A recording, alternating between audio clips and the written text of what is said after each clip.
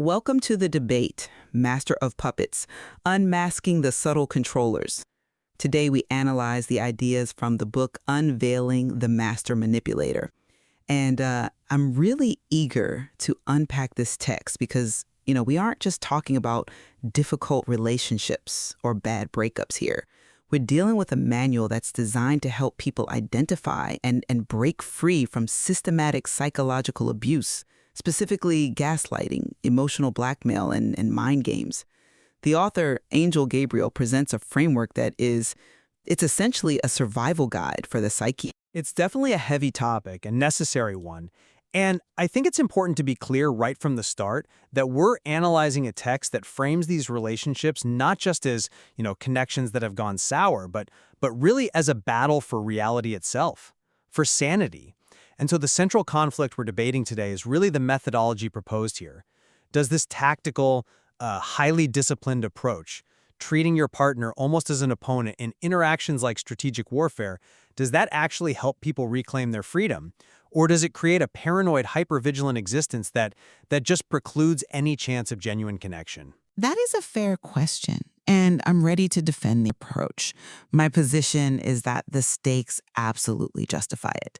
We're talking about what the methodology calls the invisible chains.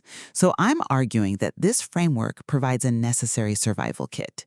Because when you're dealing with a master manipulator, the standard relationship advice, communicate more, be vulnerable, meet them halfway, it's not just useless, it's actually dangerous. These rigorous strategies are likely the only path to breaking those chains. And I'm coming at this from, the other side. I represent the skeptic's view here. While I completely agree the dangers of abuse are real and terrifying, I am deeply skeptical about the execution this framework demands. I would argue that the proposed methods, constant documentation, this extreme emotional detachment, basically treating your home life like a crime scene, they might be unrealistic for a victim who's already in crisis. And I worry that treating a partner as an enemy combatant, using these counter strategies, might just escalate the abuse rather than stop it. I think that's the perfect place to start. So why don't you lay out your primary objection to the framework itself? Gladly. My core issue is it's the demand for clinical detachment.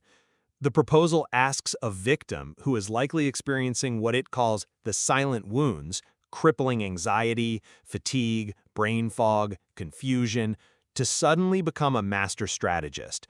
It suggests maintaining a sanity journal, employing strategic communication, and I argue that this approach requires a level of emotional regulation that a victim in the thick of a trauma bond, they simply do not have. It feels like telling someone who is drowning that they need to calmly build a boat while they're treading water. And I have to question if constantly recording every interaction leads to clarity, or if it just deepens the obsession with the abuser. I understand the hesitation. I do. It sounds cold, but let me offer the counter perspective. The so-called fog of manipulation, that's fear, obligation, and guilt, it renders a victim's intuition unreliable. That is the premise we are working with. Because the manipulator is actively distorting reality, the victim just can't rely on their feelings alone. They need a hard, factual framework. So I believe methods like gray rocking and sanity journaling aren't about obsession at all. They are about objective data collection in a situation where your reality is being systematically denied. The abuser's playbook described in the text is systematic denial, minimization, blame shifting. So if the offense is systematic, the defense must be equally systematic. You can't feel your way out of a fog. You have to map your way out. Okay, that brings us directly to the first major point of contention, the sanity journal. It's positioned as a tool for truth. The whole idea is to record dates, times, exact dialogue, and your feelings immediately after an interaction. Exactly. And I think this is probably the most critical tool in the entire arsenal. We have to look at the mechanism of gaslighting. This isn't just someone lying to you. Gaslighting is the specific intent to make someone doubt their own perception of reality. The text highlights the tactic of denial, those "I never said that" or "that never happened" moments. It calls this casting shadows. By recording the event immediately, the victim creates an external anchor of truth, This breaks that cycle of self-doubt where the victim feels like they're losing their mind. You're effectively outsourcing your memory to paper, so it can't be tampered with. But look at the practical risk. I mean, imagine living your life with a secret ledger of your partner's sins tucked under the mattress or hidden in some phone app. The strategy suggests keeping this private, but in a controlling relationship, privacy is often the first thing to go. So what happens if the manipulator finds the journal? The framework itself admits that these individuals escalate when they're challenged. If a volatile partner finds a notebook detailing their abuse, that could be a trigger for, physical violence. Doesn't keeping a dossier of crimes just reinforce the trauma every time you reread it? It seems like it keeps you focused on them instead of on your own life. You're viewing the journal as a weapon, or maybe a court document. I would frame it differently. The focus isn't on the abuser. The focus is on what is called echoes in the mirror. Without external proof, the victim internalizes the manipulator's distorted reality. They start believing they are the crazy one. So the journal is a reality check for the victim. It allows them to spot the pattern of shifting goalposts, where the rules of the relationship change arbitrarily just to ensure the victim is always wrong. If you don't write it down, your brain, which is trying to protect you through the trauma bond, will rationalize the abuse away. The journal literally prevents the brain from rewriting history just to make the relationship bearable. But is there a line where it becomes unhealthy rumination? The methodology involves tracking triggers for manipulative behavior. So if I'm spending my evening analyzing data points to prove my partner is gaslighting me, have I actually reclaimed my reality, or have I just become a private investigator in my own nightmare? It feels like you are giving the abuser even more real estate in your mind. But you become a detective so you can leave the nightmare. The goal is reclaiming your reality, and you can't reclaim what you can't see. Once the pattern is undeniable on paper, the journal has served its purpose. It cuts through all the he said, she said. Once you see the math, you can stop trying to solve the equation and just walk away. And that leads us to the next step. What do you do while you're still there? Strategic communication. Right, let's talk about that. The text champions gray rocking. For anyone who might not know the term, this is the technique of becoming, uninteresting to the abuser. Short answers, no eye contact, neutral body language. You become as boring as a gray rock in a parking lot. The logic being that manipulators crave emotional reaction, what's referred to as supply, and this starves them of it. It's a brilliant strategy, really, because it turns the power dynamic on its head. The manipulator is looking for a fight, or tears, or pleading to validate their control. They need that supply to feel superior.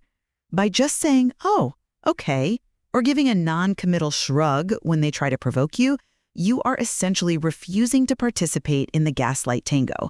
You are preserving your energy and denying them their reward. Okay, but I just don't buy that it's that simple in practice. We are talking about human beings, not robots. The source material itself admits the manipulators often react to this with anger or increased intensity. This is known in behavioral psychology as an extinction burst. Think of a toddler throwing a tantrum. If you ignore them, they don't stop immediately. They scream louder first. So if you are living with a punisher type, one of the categories of emotional blackmailers identified here, who uses overt threats, isn't gray rocking actually dangerous? It can be interpreted as passive-aggressive silence, and in a volatile situation, becoming a stone wall just seems like it invites a sledgehammer. That is a risk, and the framework acknowledges safety as paramount. But you have to consider the alternative. Engaging with a tantalizer, someone who dangles rewards they never intend to give, or a sufferer who acts like the victim to guilt you, using normal emotional logic just feeds the cycle. If you argue, they win. If you cry, they win. The argument here is that the explosion, that extinction burst you mentioned, is actually proof the tactic is working. It reveals the manipulation for what it is, a naked demand for control. So the goal of gray rock isn't to make the relationship pleasant, it's to reclaim autonomy. It's about using I statements like I feel dismissed to avoid defensiveness and then just disengaging. But the framework notes that a true manipulator will just mock those I statements or minimize them. Oh, you're too sensitive. You're overreacting. I feel like this sets up a chess match where the victim has to play perfectly perfect tone, perfect phrasing, perfect detachment, while the abuser gets to just flip the board over. It places a huge burden of performance on the victim. A tiny slip-up in tone could result in days of punishment. The burden is already there, though.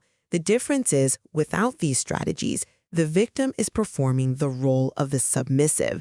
With these strategies, they're performing the role of the observer. That detachment, however clinical it feels to you, is what protects the victim's core identity from being erased.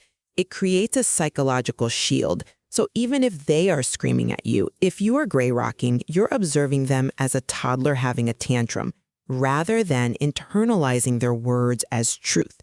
You are watching a performance, not participating in it. Let's move to the underlying mechanics of why leaving or disengaging is so hard. The fog. Fear, obligation, and guilt. I will say the breakdown of this is compelling, especially regarding emotional blackmail. It's essential. It explains that manipulators weaponize our best qualities, our empathy, our loyalty, our desire to be good partners. They turn those virtues into leverage against us. True, but I want to critique the solution that's offered, drawing the line. The advice is to set rigid boundaries.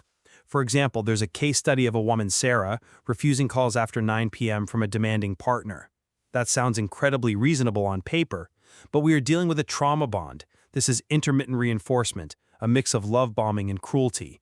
The victim is chemically, hormonally addicted to the relationship. So is it realistic to expect them to just draw a line? It feels like telling a heroin addict to just set boundaries with their dealer. I see why you think that. But the trauma bond is exactly why rigid boundaries are needed. You can't negotiate with an addiction. And you can't negotiate with a manipulator who uses the silent treatment or threats of self-harm. The text explains that the brain rationalizes abuse just to survive. So the only way out is to stop engaging with the tantalizers who promise that things will get better if you just do this one thing. The boundary isn't for the manipulator. They might never respect it. The boundary is for the victim's self-preservation. It's a declaration of self-worth. It is the first step in breaking that chemical addiction. But life is messy. The text pushes for no contact or low contact as the ideal. What about shared finances? What about children? The source promotes radical self-compassion, but is cutting them off always a luxury people can afford? If you have a mortgage with a punisher, you can't just gray rock your way out of a foreclosure. I feel the framework kind of glosses over the logistical entanglement that often keeps people stuck and focuses almost entirely on the psychological side. I think the text does address this by focusing on the internal boundary first. Even if you can't physically leave yet, you can leave emotionally. That's what the section on your authentic power is all about. It's about disentangling your identity from their narrative. If you're financially stuck, that is terrible. But if you are financially stuck and you believe you are worthless because of their gaslighting, you will never get out. The mental break has to happen before the physical break can. You have to stop needing their permission to exist. That's a compelling argument, this idea of an emotional divorce before the physical one. But have you considered the toll of that mental break? This leads me to my biggest concern, the shift from intuition to hypervigilance. Go on. Well, the method encourages readers to scan for red flags constantly. Rapid intimacy, inconsistencies, love bombing. It asks you to document, to analyze, to suspect. If you're constantly scanning for red flags, do you become incapable of trust? Does this methodology turn the victim into a cynic who sees control in every normal relationship friction? Does a partner forgetting to do the dishes suddenly become passive-aggressive sabotage? I disagree with the premise that it creates cynicism. I think the focus here is heavily on the silent wounds, the headaches, fatigue, and anxiety that the body feels. The body often knows it's being abused long before the mind admits it. So I would argue that the most transformative part of the methodology is relearning to trust that gut feeling.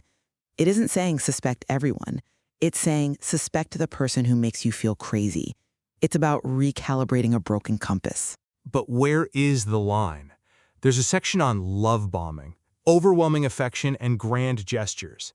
In another context, that's just, romance. That's the honeymoon phase. If I start a new relationship and someone brings me flowers and texts me a lot, and I immediately pull out my checklist and say, aha, love bombing, potential narcissist, haven't I just poisoned the well from the start? I think that's a dangerous oversimplification. The text specifies rapid escalation of intimacy. It asks, does it feel too fast? Are they pushing for commitment way too early? Are they mirroring your every single interest? The distinction the author makes is between connection and control. Love bombing isn't just nice gestures. It's a prelude to devaluation. It's transactional. They give you the flowers so they can demand your soul later. If we don't teach people to spot the difference between intensity and intimacy, we just leave them vulnerable to the same cycle all over again. I just worry that for a survivor reading this, that distinction might be blurry. The self-assessment checklists provided are useful, but they're also terrifying. If you score high, the text basically says your entire reality is false. And that's a hard pill to swallow without professional help, which not everyone has access to. It is hard, but the alternative is living in the echoes in the mirror, where you lose your identity entirely. The text describes this fading identity, where the victim's preferences, hobbies, and boundaries just dissolve to make room for the abuser's ego. That is a form of psychological death. The vigilance prescribed here is the antidote to that erasure. It might feel clinical, it might feel exhausting, but compared to the erosion of the self, it's a necessary fight. Okay, I can concede that the identification tools are crucial. Naming the fog, identifying the punisher versus the self-punisher, that vocabulary is empowering. My hesitation remains on the execution of the defense. I think the gray rock and the sanity journal are temporary tourniquets, not a lifestyle. If you have to gray rock your partner for 10 years, you aren't winning. You're just enduring a colder form of prison. And I think the proposal agrees with that. The section on breaking the cycle implies these aren't permanent lifestyle choices. They are the jaws of life used to pry open a crashed car so you can get out. You don't carry the jaws of life around forever. You use them to escape, to heal, and to forge new paths. This isn't a guide to staying in the relationship. It's a guide to surviving the exit. That's a fair point. If the end goal is your authentic power and these are the tools to get there, then maybe their harshness is justified. Exactly. So as we wrap up, where do we land on these ideas? For me, the position holds. This framework provides a necessary high-energy defense strategy.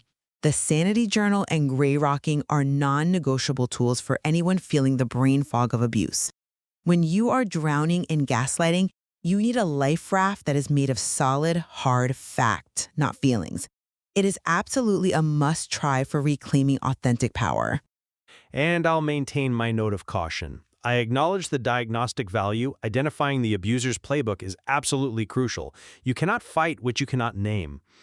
But I would advise caution on the execution. The risks of escalation are real, and the clinical detachment required might be too high a bar for everyone to reach alone. It requires a support system, but often the victim lacks that precisely because of the isolation tactics.